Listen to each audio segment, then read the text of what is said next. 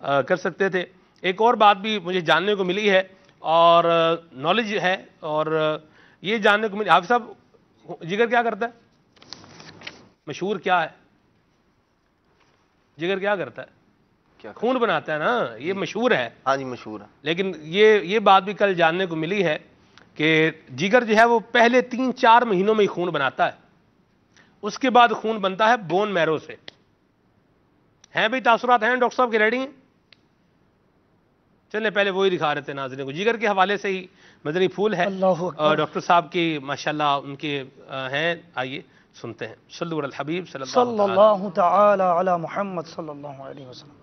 گرمی کے موسم میں ایسی غذاؤں کا استعمال کرنا بے حد ضروری ہے جو انسان کے ہاضمے کو اور جگر کو ٹھنڈا رکھے، نہ کہ ایسی غذائیں استعمال کی جائے جو کہ ان کی ایکٹیویٹی کو بڑھائے۔ عام طور پر عوامی زبان میں اس کو یوں کہہ دیں کہ گرمی کو بڑھا دے گا۔ اگر انسان اس طرح کی چیزیں کھائے گا جو کہ ہضم کرنا مشکل ہے تو وہ اس کی معدے کی اور جگر کی گرمی کو آہستہ آہستہ بڑھانے لگے گا۔ ان چیزوں کو ہضم کرنے کے لیے معدے کو، جگر کو اپنی عمومی کیپیسٹی سے زیادہ کام کرنا پڑتا ہے۔ اس کے علاوہ اگر انسان ایسی چیزیں کھاتا ہے جو بالکل ہی غیر معیاری ہے تو وہ ہاضمے کی کوالٹی آف ورک کو خراب کرے گا۔ جیسے ہی ہاضمے کے کام کرنے کی کیپیسٹی خراب ہوگی تو پھر بھی انسان کا ہاضمہ جو ہے وہ اچھی طرح کام نہیں کر پائے گا، اور اگر وہ ہاضمہ اچھی طرح کام نہیں کرے گا تو اسے عوامی زبان میں یہی کہا جائے گا کہ معدے کی گرمی بڑھ گئی ہے، جگر کی گرمی بڑھ گئی ہے۔ جگر کی گرمی اور معدے کی گرمی کے حوالے سے سب سے جو مشہور بیماری ہے وہ ہے سینے کی جلن اور تیزابیت۔ جس حد تک معدے کے اندر یہ مسائل پائے جائیں گے اس کا مطلب ہے کہ معدہ اتنا ہی کمزور ہے۔ یہ بیماری جو ہے غیر معیاری کھانے کی وجہ سے اور اوقات کار کو نہ فالو کرتے ہوئے کھانے کی وجہ سے، یا پھر ایسی غذائیں کھانے کی وجہ سے جو کہ آرام سے ڈائجسٹ نہیں ہوتی۔ گوشت بھی اس میں ایک ایسی غذا ہے جو کہ آرام سے ڈائجسٹ نہیں ہوتی۔ الحمدللہ بقرعید کا موسم اب قریب ہے تو اس معاملے میں بھی لوگوں کو جو ہے وہ اپنے ذہن کو کھلا رکھنا پڑے گا کہ چونکہ قربانی کی ہے مگر قربانی کا گوشت اتنا ہی کھانا ہے جتنا کہ ان کا معدہ اجازت دیتا ہے، نہ کہ زیادہ کھانے کے بعد دیگر بیماریوں کے اندر مبتلا ہونا پڑے۔ اس کے علاوہ یہ ہے کہ اگر انسان بہت زیادہ چکنائی والی چیزیں استعمال کرے گا جیسے کہ ناقص تیل، چیز، مکھن، ملائی، اس قسم کی چیزیں استعمال کرے گا تو یہ چیزیں بھی انسان کی معدے کی اور جگر کی گرمی کو بڑھانے کا باعث بنے گا۔ گرمی کے اندر مؤثر یہ ہے کہ زیادہ سے زیادہ پانی کا استعمال کیا جائے، ایسے مشروبات استعمال کیے جائیں جو جسم کو ٹھنڈا رکھے۔ جیسے عمومی طور پر ہمارے گاؤں دیہات میں لوگ کچی لسی استعمال کرتے ہیں، یہ جگر کو ٹھنڈا رکھنے کے لیے بہت مفید ہے۔ اسی زمرے میں ایک چیز ہے جس کو ستو کہا جاتا ہے، یہ ایک خاص چیزوں سے بنتا ہوا مرکب ہے جس کے اندر بھنے ہوئے چنے، جو ملا کر بنائی جاتی ہے۔ اس کا جو شربت بنتا ہے اسے گرمیوں میں بہت جگہوں پر استعمال کیا جاتا ہے اور اس کا شربت جو ہے انسانی جسم کے لیے بہت مفید ہے، چونکہ اس کے اندر جو ہے بھنے ہوئے چنے اور جو اس قسم کی چیزیں ملائی جاتی ہیں تو یہ ہائیلی پروٹینیشیس ہوتا ہے، اس کے اندر وائٹامنس پائے جاتے ہیں اور اس کے علاوہ کاربوہائیڈریٹ کی مقدار بھی موجود ہوتی ہے۔ تو ایسی جو ڈرنک ہوتی ہے وہ عام طور پر بکنے والی انرجی ڈرنک سے زیادہ بہت ہی زیادہ مفید ہوتی ہے اور انسانی جسم کے اندر صحت بخش عنصر مرتب بھی کرتی ہے۔ اس میں یہ ہے کہ ہائی بلڈ پریشر کے مریض ہوتے ہیں، ان کے بلڈ پریشر کو کمی کرنے میں بہت حد الامکان مفید ثابت ہوتی ہے، اور اگر ایسا انسان اس قسم کی چیزیں استعمال کرے گا ان کا جگر ٹھنڈا رہے گا۔ اس کے ساتھ ساتھ اس کے صحت بخش فائدے بھی ہیں۔ فائدوں میں یہ ہے کہ یہ تیزابیت کو کم کرے گی، بلڈ پریشر کو کم کرے گی، موٹاپے کو بھی کم کرنے میں مفید ثابت ہوتی ہے۔ ایسے لوگ جن کو ایسا لگتا ہے کہ ان کو ہیٹ اسٹروک کا مسئلہ ہوا ہے یا ان میں ایسی چیزیں پائی جاتی ہیں کہ ان کو ہیٹ اسٹروک جیسے علامات آ رہی ہیں، جیسے کہ غشی جیسا ہو رہا ہے، جسم کی حرارت کم نہیں ہو رہی ہے اور بے ہوشی جیسی کیفیت ہو رہی ہے، یا سر میں درد ہو رہا ہے، بلڈ پریشر میں کمی ہو رہی ہے، ایسے افراد اگر ستو کا استعمال کریں گے تو اس سے انشاءاللہ عز و جل ان کے ہیٹ اسٹروک والی پریشانی جلدی رفع ہو جائے گی۔ ہیٹ اسٹروک والے پیشنٹ کے لیے ضروری ہوتا ہے کہ وہ زیادہ سے زیادہ پانی کا استعمال کرے، خواہ وہ جوس کی صورت میں ہو، خام پانی کی صورت میں ہو، نمکول کی صورت میں ہو یا ستو کی صورت میں ہو۔ ستو چونکہ بہت اچھی طریقے سے جسم کی حرارت کو کم کرتا ہے اور مزید نہ بڑھنے میں مدد دیتا ہے، تو ہیٹ اسٹروک والے مریضوں کے لیے ستو ایک بہت مفید انرجی ڈرنک ہے۔ چلیں جی، مختلف قسم کے مدنی پھول تھے، جگر کے حوالے سے بھی معلومات تھیں، ستو کی بات ہوئی تو ستو کا بھی مدنی کو لسہ دکھا رہے تھے، مدینہ مدینہ، چلیں دکھائیں جی، ہاتھوں ہاتھ ہی دکھا دیں، لگے ہاتھ۔ صلو علی الحبیب صلی اللہ تعالی علی محمد صلی اللہ علیہ وآلہ وسلم۔ مدنی چینل کے ناظرین، انشاءاللہ عز و جل ستو کے حوالے سے کچھ مدنی پھول آپ کو عرض کرنے ہیں، اس کے کچھ فوائد وغیرہ انشاءاللہ عز و جل عرض کرتا ہوں۔ ستو جو ہے اللہ تعالیٰ کی بہت بڑی نعمت ہے اور اس کے بے شمار جو ہے فوائد ہیں، اس میں سے چند ایک انشاءاللہ عز و جل عرض کرتا ہوں۔ ایک تو یہ کہ دن بھر کے اندر جیسے روزہ وغیرہ رکھنے کی بنا پر یا ویسے ہی گرمی کے اندر جسم کے اندر جو پانی کی کمی پیدا ہو جاتی ہے اس کو بھی یہ پورا کرتا ہے، اسی طرح سے کمزوری کو جو ہے یہ دور کرتا ہے، اسی طرح سے ہاتھ اور پاؤں کی جلن کو یہ ختم کرتا ہے اور طبیعت کو فرحت بخشتا ہے، اور گرمی کے جو اثرات ہوتے ہیں اس کو کسی حد تک جو ہے کم کرتا ہے اور قبض وغیرہ کو دور کرتا ہے، اسی طرح سے خون کے اندر کولیسٹرول کی جو مقدار ہوتی ہے اس کو بھی کم کرتا ہے، اسی طرح سے یورک ایسڈ کے اندر بھی یہ فائدہ مند ہے۔ ستو کا استعمال کس طرح ہوتا ہے یہ بھی آپ سماعت فرما لیں۔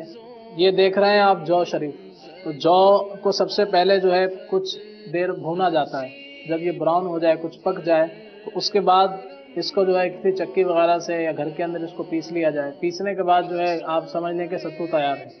تو ستو جو شریف کو یعنی کہ کچھ براؤن کر کے یعنی کہ اس کو بھون لیں، جب کچھ براؤن ہو جائے تو گویا کہ یہ بھن چکا، پک چکا، تو اس کے بعد اس کو آپ نے چکی وغیرہ میں پیسنا ہے۔ پیسنے کے بعد یہ آپ ستو کی شکل دیکھ رہے ہیں، ستو کی یہ شکل ہے کہ اسے ستو کہا جاتا ہے، یہ جو شریف ہے، یعنی کہ پیسنے کے بعد یہ شکل اختیار کر لیتا ہے۔ اسی طرح سے جو کا جو ہے دلیا بھی استعمال کیا جاتا ہے، یہ جو آپ دیکھ رہے ہیں یہ جو کا دلیا ہے، تو جو کا دلیا بھی جو ہے کمزوری کو دور کرتا ہے، اور بالخصوص جو بزرگ حضرات ہیں اگر وہ اس کو استعمال کریں بڑی عمر کے تو انشاءاللہ عز و جل کمزوری کے اندر بے حد مفید ہے۔ تو یہ جو شریف آپ دیکھ رہے ہیں، اس کے بعد آپ نے یہ ستو دیکھے، ستو کے ساتھ ساتھ آپ نے جو کا دلیا دیکھا، تو ستو کو آپ نے کس طرح سے استعمال کرنا ہے انشاءاللہ آئیے آپ کو میں عرض کرتا ہوں۔ ستو کے 2 سے 3 چمچ جو ہے آپ ایک گلاس میں ڈالیں، اور ساتھ ہی جو ہے براؤن شوگر ہو تو یہ سب سے بہتر ہے، جیسے دیسی شکر کہا جاتا ہے اور براؤن شوگر بھی اسے کہتے ہیں۔ 1 چمچ آپ اس کا ڈال لیجئے اور 2 سے 3 چمچ جو ہے ستو کے استعمال کریں، اور پھر پانی کے اندر اس کو حل کر لیا جائے تو یہ ستو تیار ہے۔ یہ ستو تیار کرنے کا بہت ہی آسان طریقہ آپ نے دیکھ لیا ہے، تو روزمرہ کے استعمال میں ستو کو لیجئے، انشاءاللہ عز و جل آپ کا معدہ بھی ٹھنڈا رہے گا، کولیسٹرول میں بھی کمی ہوگی، یورک ایسڈ میں بھی کمی ہوگی، انشاءاللہ عز و جل خون کی حدت کو بھی یہ کم کرے گا، اسی طرح سے پیاس کی شدت کو کم کرے گا، لو سے بچائے گا انشاءاللہ عز و جل، ہیٹ اسٹروک سے بچائے گا، اور لو لگنے کی وجہ سے یعنی ہیٹ اسٹروک وغیرہ کی وجہ سے جو امراض وغیرہ کا سامنا ہوتا ہے انشاءاللہ عز و جل اس سے بھی بچت ہوگی، اور یہ بہت ہی مفید غذا ہے، بخار وغیرہ میں بھی فائدہ مند ہے، اور اسی طرح سے سوزش وغیرہ میں بھی فائدہ مند ہے، پیشاب کی جلن میں بھی فائدہ کرے گا۔ اللہ تعالی ہمارے مریضوں پر نظر رحمت فرمائے اور ان کی مشکلات کو آسان فرمائے۔ صلو علی الحبیب صلی اللہ تعالی علی محمد صلی اللہ علیہ وآلہ وسلم۔ رسول پاک کی دکھیاری امت پر عنایت کر۔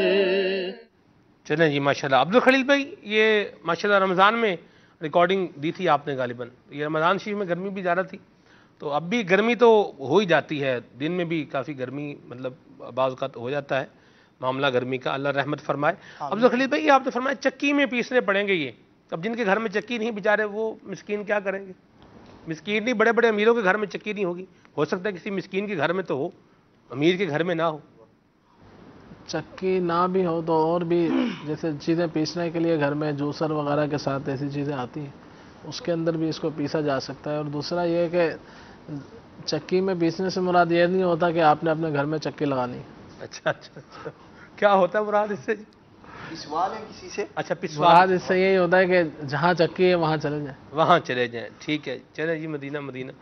برحال ہے، بعض اوقات ہوتا ہے دیہات میں بھی کسی کے گھر میں ہوتی ہے چکی، تو وہ سارے گاؤں والے پھر آتے رہتے ہیں چکی کوئی نہ کوئی چیز پیستے ہیں. وہاں تو مل جاتی ہے، یہاں جیسے پنساروں کی دکان پہ آپ کو مل جائے گی. جی جی جی. جی، یہاں جو ہے پنساری کی جو دکان ہوتی ہے وہاں دوائی پسوا سکتے ہیں. پسوا سکتے ہیں. اور چکیوں کا رواج تو پنجاب میں یعنی گاؤں دیہات میں زیادہ دیکھا گیا ہے. وہ اب دیہات میں بہت کم ہو گیا ہے عبد الخلیل بھائی، جہاں ہے بس وہاں ہے. اللہ اکبر. ویسے تو چکی چلانا سزا کے طور پر جو ہے وہ بات ہوتی ہے، بھی چکی پیستے رہو گے اور جیل میں چکی پیسنے کی بات لوگ کرتے ہیں، بل ضروری نہیں کہ بندہ سزا کے طور پر ہی چکی جو ہے وہ چلاتا ہے، تو ضرورت کے طور پر بھی لوگ جو ہے وہ استعمال کرتے ہیں. آج بھی ایسے افراد موجود ہیں جو چکی پیس کر گھر میں جو ہے وہ کھانا اپنے جو ہے وہ آٹے کا انتظام کرتے ہیں. ماشاءاللہ. تو اللہ کا شکر ادا کریں کہ ہمیں اللہ تبارک و تعالیٰ نے آسانی دی ہے، ہمیں اللہ تعالیٰ نے راحت دی ہے، ہمیں چکی چلانی نہیں پڑتی. مجھے آج بھی یاد آ رہا ہے اور میرا بازو بھی وہ یاد کر رہا ہے، ابھی وہ یاد آئی ہے تو اثر بھی آ گیا، نفسیاتی اثر جو ہوتا ہے. چینل کے ناظرین نے دیکھا آپ کو چکی چلاتے. جی میں وہی بتانے جا رہا ہوں. حالانکہ وہ کوئی اتنی زیادہ وہ چکی نہیں گیڑی میں نے، مطلب چلائی ہے لیکن اتنی زیادہ نہیں چلائی. میرا ارادہ تھا کہ میں کم از کم 2-3 روٹیوں کا تو جو ہے نا یہ باجرہ پیس ہی دوں، چلو ان کا فائدہ تو ہو جانے کی چکی ہے. لیکن میرے بازو نے افسر بھی احتجاج کیا پھر بعد میں، اس وقت تو کر لیا، پھر بازو جو ہے وہ بتا رہا تھا کہ بھائی جان آپ نے چکی چلائی ہے. تو یہ اللہ کا شکر ادا کریں. اسلامی بہنیں گھر میں اللہ کا شکر ادا کریں، اللہ تعالیٰ نے بڑی سہولت دی ہے. اب تو آٹا گوندنے کی مشین آ گئی ہے، روٹی پکانے کی مشین آ گئی ہے، سہولتیں بڑھتی جا رہی ہیں. لیکن افسوس کی بات یہ ہے کہ جس طرح سہولتیں بڑھتی جا رہی ہیں ویسے ہماری غفلت میں بھی اضافہ ہوتا چلا جا رہا ہے. چاہیے تو یہ تھا کہ جس طرح ہماری سہولتوں میں اضافہ ہو رہا ہے ہم اللہ تبارک و تعالیٰ کی بارگاہ میں رجوع لاتے، لیکن ہمارے اعمال سیاہ جو ہیں یہ بڑھتی جا رہے ہیں. گناہوں کی شام ہے کہ مزید تاریک سے تاریک ہوتی چلی جا رہی ہے. اللہ ہمیں بچائے اور ہمیں اللہ تبارک و تعالیٰ اپنا متشکر شکر گزار بندہ بنائے، شکر ادا کرنے والا بندہ اللہ ہم سب کو بنائے. مدنی چینل کے ناظرین آپ کی کالز بھی لی ہیں، آپ کے میسیج بھی لیے ہیں، اور کچھ میسیج ہیں ان کو بھی شامل کر لیتا ہوں، اور پھر فرمائشیں بھی ہیں آپ کی. مرحبا ماشاءاللہ. یہ ہیں جی کیا نام ہے ان کا، عاصم بھائی ہیں جھنگ سے. بڑی مہربانی جی آپ کی میسیج کے لیے. اللہ تبارک و تعالیٰ آپ کو زندگی اور سلامتی عطا فرمائے. یہ ہیں جی اللہ صحت عطا فرمائے. تنویر بھائی ہیں، بڑی مہربانی تنویر بھائی آپ کے میسیج کے لیے. اور خشک کھانسی بہت زیادہ ہے کہہ رہے ہیں والدہ کو، وومٹنگ بھی ہوتی رہتی ہے، خشک کھانسی کے حوالے سے بھی کچھ بتائیں. ٹھیک ہے جی. چہرے سے پمپلز دور کرنے کا بھی بتائیں. ٹھیک ہے. حسن و جمال مصطفیٰ یہ کلام سنائے اتاری فیملی ہے نارووال سے. اور یہ ہیں جی کیا نام ہے ان کا، نام مینشن نہیں ہے. برحال طیبہ بڑی دور یہ کلام ان کو سننا ہے جی. اللہ حاضری نصیب فرمائے. حمزہ والا سے میسیج ہے. سلمان بھائی خلیل بھائی سے سوال ہے کہ چہرے کی چھائیاں کیسے دور ہو سکتی ہیں یہ بتا دیں. ٹھیک ہے جی. کچھ کلام بھی شامل کریں عبد الخلیل بھائی اور پھر علاج بھی بتائیں. صلو علی الحبیب صلی اللہ تعالی علی محمد.